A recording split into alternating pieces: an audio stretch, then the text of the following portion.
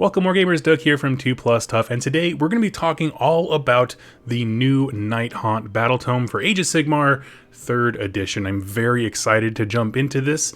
Keep in mind that later this week I will have the Path to Glory for this sucker out. And also at the same time, I just want to throw out there that if you are interested in the Daughters of Cain, which was released the same weekend, or it went up on pre-order today as well, I'll also have that video separately, but you can see it on the channel. But for this specific video, just to kind of keep us on task, we're going with the Nighthaunt. We're going to talk about the allegiance abilities, as well as we're going to kind of breeze through the Path to Glory thing. I'm always doing Path to Glory videos for armies on my channel, so we'll do a full deep dive in a separate video. And then we'll take a quick look at the War Scrolls. Now, I'm going to be super upfront with you. I got these a little late in the mail, and I did some traveling with family, so I haven't had as much time as I wanted to with them. So a lot of the information that we cover, we're going to be learning together. And I'm very excited about that because I'm going to start the conversation with kind of my hopes for the book, and then we can reassess afterwards how it did with them. So let's go to the downward cam and check it out. So here is the newest Nighthaunt Battle Tome. Now, of course, I am going to be covering the lore for these guys. I do like this faction quite a bit aesthetically. I don't have an interest in playing them in terms of the game, but with every battle tome, they keep adding more and more lore, little tidbits in there, side stories, maps, things like that. A bunch of stuff that I'm interested to get into. So we're going to breeze past that, as well as the painted models, because quite frankly, paint them however you want. I got a sweet painting guide. Here we go. So let's just pause here and talk about what Nighthaunt need, in my opinion. For me, they need, first of all, to be better in the Nighthaunt faction than any other faction, which is a problem that they had historically with Blade Guys being in Legions of Nagash, although that's a little bit different now. But I think that that's a blanket statement for every battle tome, that this should always be better in your own army than someone else's. And the reason that is important, because this was really the exemplary case for that, of how Blade Guys Revenant just didn't function well in the army, but in a different army they did terrific. So that has to be rectified. Just making everything more interesting in its own book. And then also they need some teeth, because they don't have a whole lot of ways to cut through enemy units. And I don't know. Honestly, they have a ton of great heroes, but they're all super squishy and they just get deleted so easily. So I need something for that as well. Let's take a quick look at the allegiance abilities. This is for the entire faction. I'm not going to go this deep into every artifact or whatever, but we're going to this is important for every single war scroll here. So boom, not a single wasted space on this page. Holy smokes. Processions are what they call their subfactions. So the rules for how to use those, they're the same as everyone else are right there. The first rule that we get is Aura of Dread. Enemy units are terrified when they are within 3 inches of any friendly Nighthaunt units. While a unit is terrified, it cannot issue or receive the Inspiring Presence command. This ability has no effect on Nighthaunt units. That is incredible. If you manage to deal a big blow to a large enemy unit, not being able to use Inspiring Presence is a big deal. Now, there are ways to circumvent that. For example, Skaven, have multiple ways of getting don't take battle shock tests or auto pass them that aren't Inspiring Presence, because that's a very specific command ability, but I do like it quite a bit. It's going to feel real bad that first game when you forget about this and your opponent, who's the Nighthaunt player, goes, nah, you can't do that. Whoa. It's going to be a lesson. Ethereal. Okay, so let's see how they rewrote this. Friendly Nighthaunt units have a ward of 6 up, period. Everything in this book has a 6 up instead of a 4 up. Interesting. In addition, friendly Nighthaunt units can retreat and still charge in the same turn. Ignore modifiers, positive and negative, to save rolls for attacks that target friendly Nighthaunt units. So, it used to be, if you're newer to the game, Nighthaunt just had a flat 4 up that could not be modified, but it wasn't a ward save, but it was just a 4 up that couldn't be modified. In this way, they've essentially give you guys a flat 6+ ward save. You don't have to be near a hero to get it, like near not gravesite marker, but an undead hero that gives you the aura of a 6 up. Anyone can do it now, which is terrific, because a lot of these units, they are skirmisher type things. Like you can have cavalry and a Dreadblade hero go off to the side, and they still retain all of their buffs and stuff like that. The inclusion of, so they still keep the ignore modifiers when it comes to their save. So if a chain, if a unit has a 4-up save, they still get that and a 6-up on top of it. But this middle one is huge. In addition, friendly Nighthaunt units can retreat and still charge. In terms of positioning, especially when you can do stuff like position a unit to specifically say deny a inspiring presence, if your opponent wants to use it, retreating and charging into something that maybe is a less optimal target but gives you a chance to force decisions off your opponent's plate. Huge. I love it. This right here, the new ethereal, is the best ethereal. Instead of just not changing your save, they did that, of course, and then added more to it. I really do like that quite a bit. Discorporate is the next rule here. You can use this command ability when a friendly Nighthaunt unit is picked as the target of an attack in the shooting phase or the combat phase. Okay, that's very specific, so spells and stuff, we're not talking about that. Just the target in combat or shooting. That unit must receive the command. The unit has a ward of 5-up instead of 6-up. Now, that's going to be one that I think is pretty easy to forget. It's not a bad rule at all, giving yourself a 5-up ward save when your normal save can't be modified. Not bad in the least. It is actually quite good. The reason I kind of put it on a lower level from the other ones is because when I think about new players learning the game, movement and that kind of stuff, it's very intuitive. Knowing when you'll get the most value out of Discorporate, it depends on you understanding how much damage your opponent's army can do, and I kind of see that as being a next tier thing. Because I always look at these books as a new person approaching the game, so it is a very good, powerful rule. You're gonna want it for, obviously, when you're holding an objective. That's gonna be a great thing to do. Also, with some of these melee units that we'll find out, if you pile drive them up your opponent's nose and then give them a 5-up on top of their save, they can be pretty good. So I like that quite a bit. I think it's a fantastic rule to have. Like, I'd kill for it in Bone Splitters. But, yeah. Now, next we have Wave of Terror. Okay. After a friendly Nighthaunt unit finishes a charge move, you can look up the unmodified charge roll for the charging unit on the Wave of Terror table below. Pick one unit within 1 inch of that Nighthaunt unit, and then apply the relevant effect from the table to that enemy unit. If you prefer, you can pick an effect for a lower unmodified charge roll. So if you roll an 8, you can do whatever. An enemy unit can be affected... Designers know an enemy unit can be affected multiple times by Wave of Terror effects as long as each effect is applied by an unmodified charge roll. Okay, so it used to be... How do I say this? Some of the units had like you could double attack some of the units. It was an allegiance ability. If you charge in and you made a charge roll of, I think it was 10 or more, you could attack twice. You would attack immediately in the charge phase and then go into the combat phase, something like that. They did away with that and instead introduced this. And so the unmodified charge roll, if you roll a 4 through 7, you gain Shriek. Subtract 1 from hit rolls for attacks made by that unit in the following combat phase. Remember, you're putting these on whatever you charged. So you're debuffing your opponent simply by having something charge them. So -1 to their hit rolls. The next one, 8 through 9, subtract 1 from save rolls. So that is an equivalent to Rend, but not necessarily Rend itself, which is interesting. And then a 10-up, it's Petrify. The Strike Last effect applies to that unit in the following combat phase. Now, my initial thought of looking is like, okay, well now I have to keep track of up to 3 effects on any given unit that I charge. But realistically, how many units are you charging, right? Because it's only if the Nighthaunt player charges the enemy. How many charges are you realistically going to make against how many units? I mean, I saw people complaining online when they previewed this rule. Oh, we're going to have tokens everywhere. It's going to be a madhouse. No, because you're probably going to charge 1 or 2 units, right? Things you need dead. And then your opponent will then countercharge, and you don't track those because you didn't make the charge roll. And so I think there will be a little bit more bookkeeping for this. I think Wave of Terror is going to be the single hardest rule for newer players because it's just more crap to keep track of. But for your, as your players mature, meaning, let's say you're just used to Age of Sigmar, you've played it for a while, maybe you had this army in the last edition, you're just kind of bringing it forward.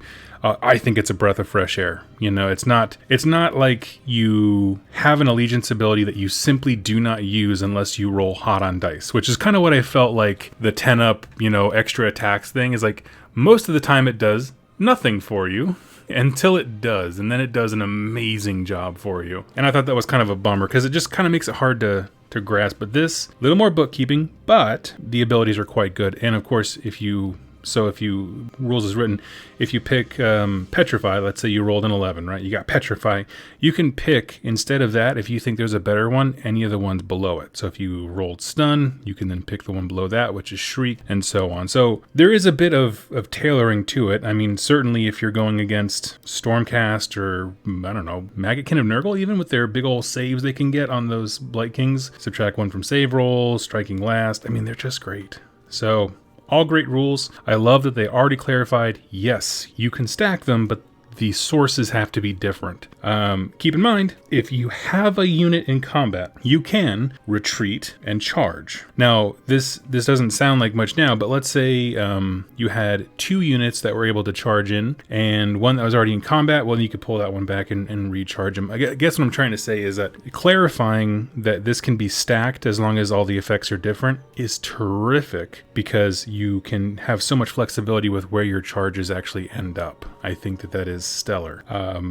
It might be a situation where some lists might be really great based around small units that just keep retreating and charging and try to act in a skirmish fashion that your opponent can't really pin them down. But as they're doing that ping pong ball, back and forth, they're handing out these debuffs to all the units that they come into contact with. And that's cool. Remember, it's not the distance that you go, it's the unmodified charge roll. So even if you retreat to be 3.1 inches outside of a unit's range, if you roll a 10, you still get Petrify. So it's just kind of clarifying a few things for newer folks. There's always those questions in the comments. But I think it's a great rule. Like I said, a little more bookkeeping, but I think if you just took the time to make some tokens or something like that to remind yourself and went slow for the first few games as you're learning this, it'll go real well. Next one here, Frightful Touch. If the unmodified hit roll for an attack made by a friendly Nighthaunt unit is 6, that attack wounds the target automatically. You don't have to make a wound roll. Interesting is that it doesn't convert it to a mortal wound. Like a lot of things now, if you roll a 6, it'll either explode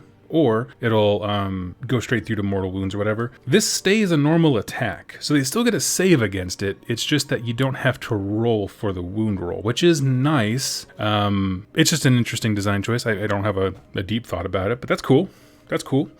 So you would roll it, any 6s, you just pull those off to the side and be like, these are auto wound successes. You roll the rest to wound, merge the 2 piles of successes, bada bing, bada boom. And their last rule, oh my god, there's so many special rules here. At the end of deployment, before determining control of objectives, you can remove up to 3 friendly Nighthaunt units from the battlefield and place them to one side to be set up in ambush as reserve units. At the end of your movement phase, you can set up 1 or more of the reserve units in ambush on the battlefield more than 9 inches from enemy units. Interesting. So, initial question that I get from this is, does it have to be first turn? At the end of your movement phase, tells me it could be any turn, but the only reason I asked to clarify is because normally when they have rules like this, it'll say they have to come in by turn 3 or something. So, as it's written, I could see it coming in any round. I'm just wanting to clarify that. If I'll be sending a FAQ email to G-Dubs and I'll keep you all posted. I like this. So the old version of this used to be just like the Stormcast. You can set a unit up in the sky or underground, whatever it is, for every unit on the table. And so that's how you would get your alternate deployment, and you could drop from the sky basically. I actually like this more because you put your army out, you fully deploy, and then you pick 3 of those units back up. And so what I like the idea of is playing games with your opponent of, let's say you're playing, I don't know what mission, Savage Games or something like that. You can put units in big blocks to like make your opponent think you're going for one objective, and then as soon as the game starts, you pull 3 of those units off the board, and now your opponent, who already finished deploying, is in a weird way. Right, because he was counter-deploying, and now all of a sudden those units are not there. You can magnify that across the whole board. If you have special units you want to do a certain job, you can do that. It's just a matter of, I present my threat to you, you respond, and then I get a chance to like change it one last time before the game actually begins, which is a whole process that can throw off, plans and stuff like that in a very, very big way. So I think that's a win. I like Vanishing Phantasms more than the old one was. So looking at Allegiance abilities, just kind of giving a final sum of thoughts. The thing that I like about it is these do feel like Nighthaunt. When I look at this and I think about, say, Soul Wars, which is a Josh Reynolds book that really introduced the Nighthaunt as an army, the aura of dread thing was real. There are people just getting clawed apart. Frightful touch. As they reached in, they would like pull people's hearts out. That was really cool. The ethereal, I think, is just a straight, way better written version of that rule, as well as vanishing phantasms. The only one that I'm a little bit lukewarm on is Wave of Terror, not because it's a bad rule. It's a fantastic rule. It's just a lot of bookkeeping, and that kind of bleeds into my cons, if you will, like the pros and cons of the allegiance abilities. Is that I feel like Games Workshop HQ was like, what's that? Nighthaunt are no longer in the starter set? Better make them complicated AF. And so it went from being a very, very approachable new person army, admittedly, that did not do very well in the game, to one that, this is, pound for pound, one of the best sets of allegiance abilities I've seen in an army. It's nice, it's concise, there's tools that are available for all levels of play. It's just a lot to keep track of for new folks. And again, that's a pain that will ease with time and practice, so it's not a detriment to the book. It's not saying it's terrible. It's just something to consider if you're looking at, if difficulty of an army matters in your decision making on whether or not to pick them up. Now we're going to breeze through the command traits and artifacts just because, I don't go into the minutia. This isn't Man Reed's book. Head over to Guerrilla Miniature Gaming for the guy who does that over. It's Ash over there. But there's a few things here that I wanted to point out here. Cloaked in Shadow. This general cannot be picked as the target of a shooting or combat attack by more than one unit per phase. I like this because it's flat. It's not like, there's not a -1 thing. It's just your opponent gets one shot to shoot at a hero. They better make it good. And this does stack with things like Lookout Sir. You can also give them the Discorporate rule to be able to buff them up. They have Ethereal. Like, there's a lot of things, but limiting how many things can actually shoot at a hero will preserve the ones that you care about the most, meaning you give that to the hero you need. I like that quite a bit. I thought in terms of addressing that issue, that was a pretty cool idea to do. Enemy units are terrified if they're within 6 inches of this general instead of 3 for the purposes of the Aura of Dread battle trait. That has mixed uses. I feel like if you're going to have a hero within 6, you're probably at least going to have one other unit with them within 3 anyway. And then Ruler of the Spectral Host. Once per battle at the end of your movement phase, you can pick one friendly Nighthaunt summonable unit that's been destroyed, and after you pick a unit that's been destroyed, roll a dice. On a 4-up, a new replacement unit with half of the models from the unit that was destroyed, rounding up, is added to your army. Set that unit wholly within 12 of this general and more than 3 inches. I like it. I know there's gonna be a lot of people complaining that they don't like the idea of a once per battle and then having to roll for it, because it could do nothing, right? You use that once per game, you roll a 3 and it's gone. And all of a sudden that's your only command trait spent. However, my counterpoint to that is, if it happened automatically, nobody would take anything else. Because you essentially get a unit back and half strength, but that's okay. So, I think it's fine. It's fine. Command traits have never been the strength of the Nighthaunt. Subtract 1 from the attacks characteristics of melee weapons that target the bearer. Well, you don't really want your heroes getting into combat too much. There's a few of them that are pretty good, but there's a subtract 1 from wound rolls from enemy units that are within 3 inches of the bearer. That's an interesting one. And Midnight Tome, wizards only, once per battle. If the bearer attempts to cast a spell that would summon an endless spell, that spell is automatically cast with a casting roll of 12 that cannot be modified, and it cannot be unbound. If you are taking an endless spell, this is your artifact. I like that, because you essentially eliminate all of the risks associated with endless spells, right? There's not going to be a moment where you spend points on it and then it just never shows up because you keep flubbing your summoning rolls. Next up, we have the Weapons of the Damned. I'm not the biggest fan of any of them, to be perfectly honest with you. Infernal Treasures are just a general Nighthaunt artifacts they can take. I kind of see these as being like trinkets or maybe like scepters, something like that. If you're talking model-wise, there's lanterns, beacons, light shards, that kind of deal.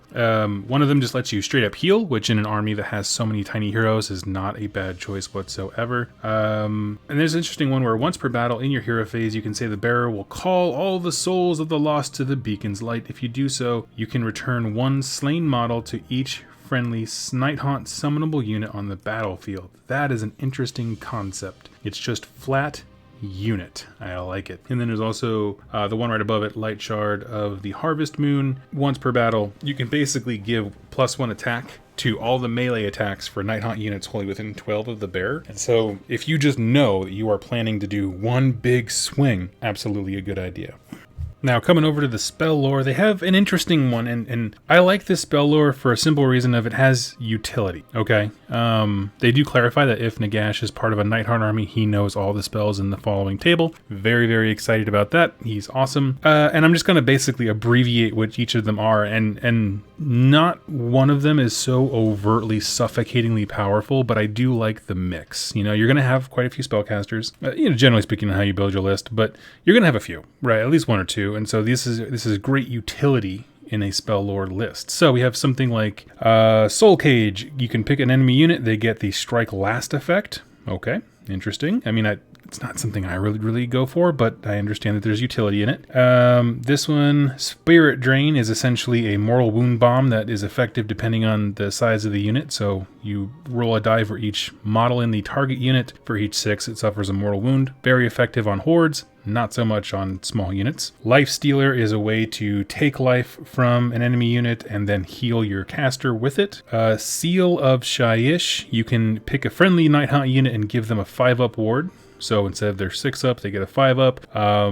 And that does not, just keep in mind, stack with the Allegiance ability, Discorporate, because this specifies it gives them a ward of 5-up instead. So like, it's not saying add 1 to your ward or something like that. It's straight up numbers. So you could do this, Discorporate with one unit, and then if you have a spell cast on another, they both have 5-ups, but they don't work together.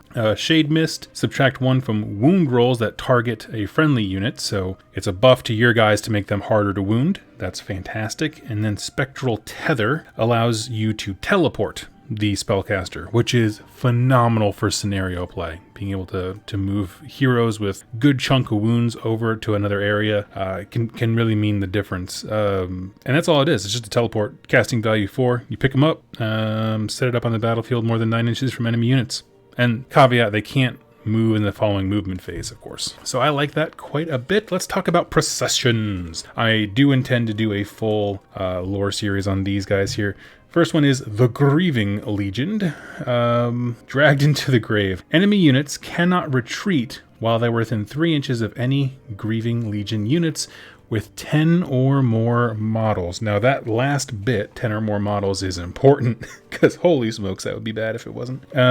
Really cool stuff. I think that's sort of your typical Nighthaunt. One thing I do want to see is the price. Let's see, does that change anything? Scarlet Doom, no. Okay, some of these do change the nature of what you'll get in terms of like what battle line if stuff. So being able to shut down your opponent's ability to retreat is awesome. It is really quite cool. When you combine this with a few other things we've talked about, say the false deployment by, you set up your army, you take 3 units off the board. Now with the remaining guys, you charge forward. Well, now they can't retreat. So your opponent is locked in place and you have this 3-unit band that's going to drop down in the movement phase and be able to do whatever it wants. And so that's a neat control kind of issue. The next one is Emerald Host. After armies have been set up before the first battle round begins, you can pick D3 plus 1 different enemy units on the battlefield. At the end of each battle round, roll a dice for each unit you pick that's still on the battlefield. On a 2-up, it suffers D3 mortal wounds. If that unit is a monster, it suffers D3 plus 1 mortal wounds instead of D3. That's an interesting one. It hurts them over time,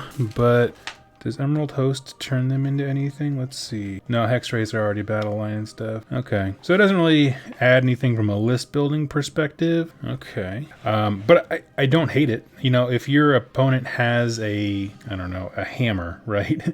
Then that's pretty great. The only thing is, I guess it's after armies have been set up. If your opponent has like a really important unit and they have some way of deploying them off the table, like in the sky if they're a Stormcast or whatever, you can't touch them. They have to be on the table to start taking wounds. So that's an interesting idea. But I like it. I do. I mean, it's simple. Honestly, I think that I would just forget to roll for it every turn. Next, we have the Scarlet Doom, which wins for being the coolest artwork / name ever, and they have a rule called Vortex of Frenzied Violence. After a friendly Scarlet Doom Bladegeist Revenant unit makes a charge move, you can pick one enemy unit within 1 inch, and if you do so, roll a number of dice equal to the number of models from the charging unit. So if a 10-man unit will roll 10 dice. For each 5 up, that target suffers 1 mortal wound. It's just basically broadcasting, do you like Bladegeist Revenants? Here you go. And if I'm not mistaken, yep, they become battle line in this one. So that's a cool idea. I like that. I mean,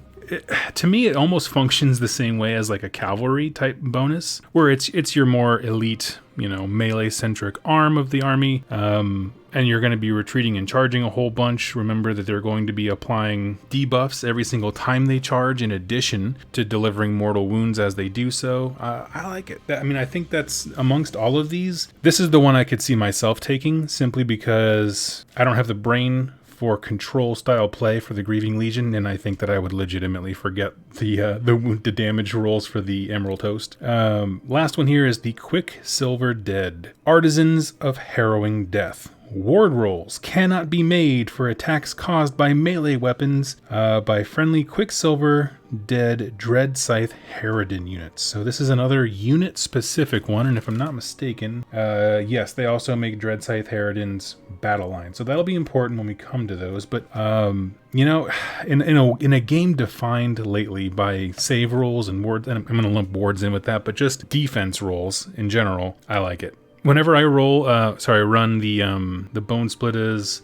Drakfoot, you can't take ward saves against their attacks. Something very similar. It's just interesting to see how some armies struggle with that. So that is it for that section. Like I said, we're going to come back to the Path to Glory in a different video, but let's talk matched play. All right, so we're talking grand strategies here.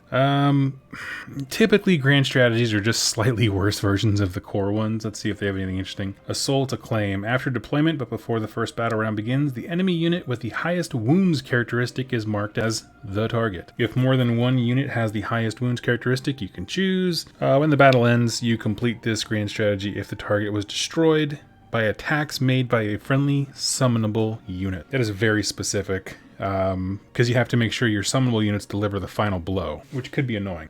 Fright or Flight, I love the name. When the battle ends, you complete this grand strategy if there are no more units within 6 inches of any friendly Nighthaunt units that are contesting an objective. So you just have to cap the objectives and have no one within 6. That's doable. Weird, but doable. When the battle ends, you complete this grand strategy if one or more enemy units on the battlefield are terrified. Very doable. It just means you end the game in combat. You cannot complete this grand strategy if all the units in your opponent's army have been destroyed. As a designer's note for that, well, yeah, you gotta leave someone left alive to be scared. Dismantle the Brave. After deployment, but before the first battle round begins, the enemy unit with the highest bravery characteristic is marked as the target. Didn't we just do that? Enemy unit with the highest bravery characteristic rather than wounds. Sorry, okay, so the bravery characteristic of the highest is your target. You can choose which of those will be the target. When the battle ends, you complete this grand strategy if the target has been slain and the model chosen to be your general has not been slain. That is a bummer. I'm not gonna lie. It just seems very specific, and there's already so much to learn from the allegiance abilities in this book. I think it was I'm gonna say a bold choice to dump more learning onto the Nighthaunt player by saying, hey, look over at your opponent. What do their armies have going on? It's like, no. I've got enough stuff going on here. I don't need to worry about anyone else's BS. I'm not a fan of those, to be honest. Battle tactics. When you reveal this battle, this is Overwhelmed with Dread. When you reveal it, pick one enemy unit on the battlefield. You complete this tactic if if that unit is affected by the Shriek, Stun, and Petrify effects of the Wave of Terror battle trait. So you have to get all 3. Yeah, that's a lot. That's a lot to ask for, because that means you need to have at least one roll of a 10 up. So you're going to be hurling units at something. It's not impossible, but it's just strange. Tides of Terror. You complete this tactic if at least 2 friendly Nighthaunt units are within half an inch of the same enemy unit at the end of this turn. That is completely doable. I like battle tactics like that, like the one where is it Ferocious Advance, where you pick 3 units and they all have to run and end within 3 inches of each other. I like stuff like this. I mean, and honestly, it pairs nicely with all the allegiance abilities. I think that is a way better tie-in to the Wave of Terror trait than the one above it, but whatever. Mass Panic, you complete this tactic at the end of this turn if 3 or more enemy units on the battlefield are terrified. Totally doable, because again, it's just having things engaged. Death by 1,000 cuts, you complete this tactic if an enemy hero or monster is destroyed by attacks made by a friendly chain rasps or spirit hosts. All right, it's there if you need it. One stop, no return. When you reveal this battle tactic, pick one objective marker on the battlefield that your opponent controls. You complete this tactic if you control that objective marker at the end of this turn and there's a friendly black coach on that objective. And lastly, Ceaseless Nightmares. You complete this tactic if 2 or more terrified units fail a battle shock test during this turn. Well, they certainly could fail a battle shock test because no one's taking Inspiring Presence if they're already engaged with something. That one is interesting because you only have so much control over it. But there are ones that I love. Tide of Terror. I think that's a fantastic battle tactic. The other ones I'm like, meh? As far as the units go, I'm not going to talk about Nagash. He's gotten 10,000 war scrolls. Like, who cares at this point? I'm sorry, that's my opinion. He's just going to change again and have 1,000 extra rules, and also I don't want to read an entire essay. But let's talk about someone who is interesting, Lady O. I want her to feel like a Mortarch, because she hasn't. It always seems to be the other 3 Mortarchs, Catacross, and then Lady O. Lady O is somewhere in the house just kind of chilling. So she's got Staff of Midnight and Spectral Claws. Actually, I should back up. Movement of 8, 7 wounds on a 4-up save. Remember, that's 4-up with a 6-up as well. This unit can attempt to cast 2 spells in your hero phase, unbind 2. That's great. It's a War Master unit. So that's cool. If it's not the model picked to be the general. Okay, nice. Okay, yeah, so her attacks. Staff of Midnight, 2-inch range. 4 attacks, 3s to hit, 3s to wound, -2 rend, and 2 damage. That's a fantastic profile. Spectral Claws, 1-inch range, 6 attacks, 4s and 4s, -1 rend, and 1 damage. Sad profile. Interesting that she has a 4-up ward save, so unrendable 4 normal save and a 4-up ward. And that's in addition to she can still get Lookout Sir, if I'm not mistaken. I don't see any keyword here that would prevent that unless I'm just misreading it. So, I mean, there's ways to mitigate things. You know, if you had this and, I don't know, you could even cast the spell that makes them harder to wound, that kind of deal. It would be pretty good. No Rest for the Wicked. Once per battle at the start of your hero phase, if this unit's on the battlefield, you can return up to D6 slain models to each friendly Nighthaunt summonable unit on the battlefield, and you roll separately for each one. So that's a great force multiplier right there. She's the Mortarch of Grief. Roll a dice each time an enemy unit issues a command within 12 inches of this unit. On a 5-up, that command is not received, but it still counts as being used. That's an important little parentheses right there. And the command point that was spent is lost. That's mean, and I'm here for it. Because, you know, again, this is all things like if you want the battle tactic where you're trying to make people fail battle shock tests, either they can't take them or you can shut them down. It's just multiple ways of doing that. And I like that quite a bit. Next rule is Lifting the Veil. At the start of your shooting phase, you can pick one enemy unit within 12 inches of this unit and roll a dice. On a 2-up, it suffers a normal of mortal wounds equal to the roll. So if you roll a 3, it's 3 mortal wounds, kind of a deal. If any enemy models are slain by this ability, you can heal up to D3 wounds allocated to this unit for each model that was slain. So a little bit of a, you know, side tangent vampiric type thing. You know, she's got the vampire stare. And last is Grief Stricken. Grief Stricken is a spell that she has access to and has a casting value of 7, range of 18. If it's cast, pick an enemy unit within range and visible to the caster. Subtract 1 from hit rolls for attacks made by that unit and add 1 to hit rolls for attacks made with melee weapons by friendly Nighthaunt units that target that unit. So this is important because she gained a lot of utility. Okay, she's not, I still don't think she's nearly as tanky as like Manfred or whatever, just because he's got some fantastic abilities, both offensive and defensive. But she, I feel like, definitely has more of a place on the table than she did before. What's her point cost? Where's she at? Lady O. I mean, she's only 340. That's not bad. I mean, when you factor in how many points you could generally get back by healing units up, each unit heals D6 dudes. I think that's pretty respectable as a price point. And so she's going up there, let's say she's mid-table, right? She has a 4-up normal save that can't be modified. She has a 4-up ward save on top of that. If she's standing next to a unit of 3 or more models, she's -1 to be hit by ranged attacks. She has a spell that if you're within 12, you're -1 to hit. Keep in mind, with Grief Stricken as a spell, it's -1 to hit rolls on the enemy, period. It doesn't say what kind of attacks it has to be. But it's only +1 to hit rolls for melee attacks for Nighthaunt. But if you basically rush towards whatever the best gun in your opponent's army is and cast it on them, all of a sudden, she's weirdly safe for being in the middle of the board at a minus, depending on how their buffs go, but -1 to be hit. I think it's really cool. It can mess with a lot of units a day, and especially when you talk about some armies that they normally hit on 4s, and maybe they have a bucket of attacks, but the second you start moving that to hit from 3 to 4 or 4 to 5, massive reductions in your opponent's ability to work. And so I like her more. It's still not quite the Neferata level of Manfred or even Arcan. He's a bit more specialized, but I do like her quite a bit. If nothing else, she seems like a good anchor point for the rest of your army to be bouncing around and doing things. There's Kurdos Valentian. He used to have an ability where he could steal command points. They got rid of that, and now he's basically just he's a hero hammer killer. He looks like it. He's this big guy right here. His other notable thing is that if you take him as your general, it unlocks the new crossbows, the crossbow unit that Nighthaunt got as battle line. So that's an interesting concept. You can take them otherwise, but they're just battle line with him. Again, I'm not going through every single war scroll. A lot of these have been previewed, but I wanted to pick on a few. I love the movement values. The speed of almost all of these units is great. They have an awesome roster of small heroes. Dreadblade Hero has always been a very interesting one. Let's check him out. 12-inch move, 5 wounds, 4-up save. He can fly, of course. Phantasmal Discorporation. At the end of your movement phase, you can remove this unit from the battlefield and set it up again on the battlefield more than 1 inch away from all terrain features and objectives and more than 9 inches from enemy units. So he can just straight teleport as he whims. And then Curse of Loyalty, once per battle.